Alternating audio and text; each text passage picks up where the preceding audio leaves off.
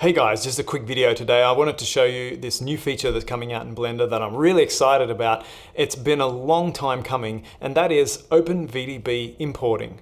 Now, what's Open VDB, you might ask? Well, it's a file format specifically for volumetric data. So it can be like clouds, smoke, and fire, and that sort of stuff.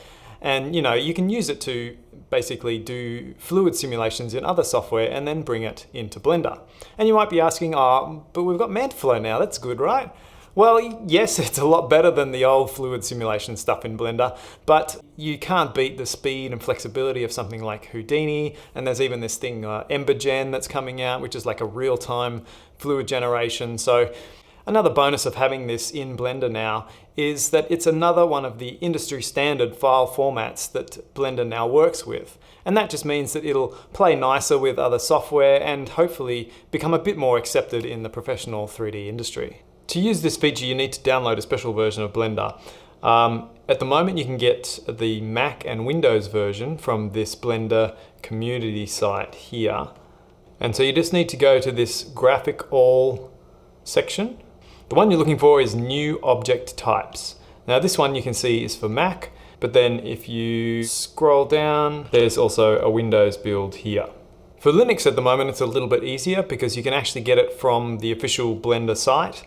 I'm assuming they're going to put the Mac and Windows version on here soon, but for the time being, to get the Linux one, you just go to Download Blender, then you scroll down to the bottom of the page here, go to Blender Experimental, click on Experimental Branches here, and in the Linux section, you can see this New Object Types branch here.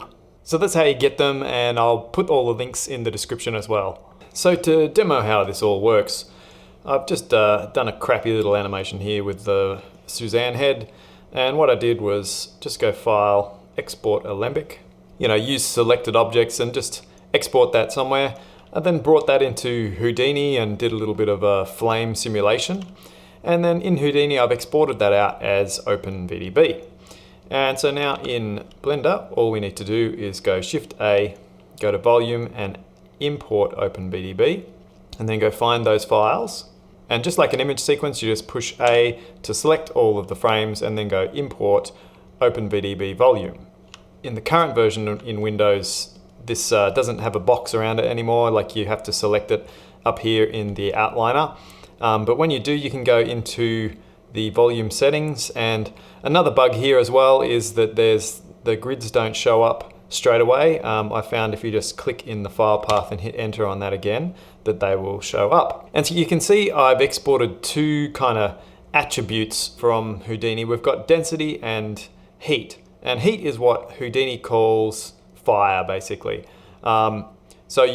Sometimes this will be called temperature. It depends on the software and all that kind of stuff, but I'll show you how to kind of remap these to the proper settings in Blender. So usually density is pretty standard, and that'll be your smoke or any kind of cloudy sort of data. So let's open up a shader editor here, and we'll switch the viewport onto kind of material preview.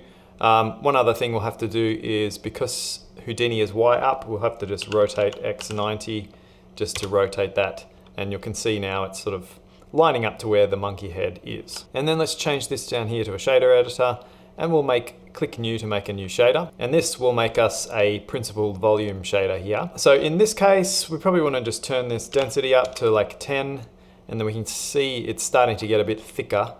I've put a sunlight in here as well so that we can get a bit of lighting on it, but you'll have to, in the material preview, we'll have to just make sure that scene lights and scene world are enabled. And then what you also want to do in your Eevee render settings is make sure you have this volumetric shadows turned on. And then you'll start to see, it'll look a bit more kind of smoky looking there. And you can even just turn off these overlays if you want a better view. Another setting you can look at is this tile size. I think it defaults to 8. And if your GPU can handle it, I'd recommend it just turn it all the way down to 2. So that'll just give you a bit more detail in your view. Now let's select this again. The easy way to do fire is to use this black body intensity. But you'll notice if we turn this up, nothing happens. I mean, generally you want to turn the temperature up maybe as well, so 2000. Again, nothing's happening because it's trying to use this temperature attribute here. And you'll remember ours only has like a heat attribute. So let's put that in here. We just need to type heat and it's going to think for a second, and there you go. And so that's looking great in Eevee. I mean, you could just render in Eevee and you'll get a really good result just with that. But then let's switch to cycles as well. Oh, okay, let's switch to cycles here too. And that gives you a bit more detail. You'll see you'll get light kind of being generated by the fire and onto the smoke itself and stuff like that. And so you get like just a really nice render with this. And of course you can try maybe turn the density down a little bit so the smoke is a bit more transparent. And there you go, it's as simple as that. If you don't have access to something like Houdini or that EmberGen or whatever, you can download some OpenVDBs online. If you go to this openvdb.org and click the download button, if you scroll down here, there's a whole bunch of stuff in here. There's like a fire, explosion, you know, bunny cloud, very useful things like that. There's also this link here, which is the Disney Animation Studios put a cloud from the Moana movie online. I haven't tried this one yet. It comes in like a bunch of different sizes and it's freaking massive. But that could be another one you could have a play with. And I'll put all the download links here in the description as well.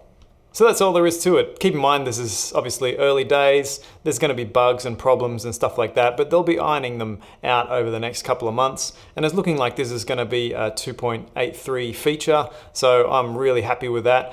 And yeah, you know the drill, like, subscribe, and I'll see you in the next video.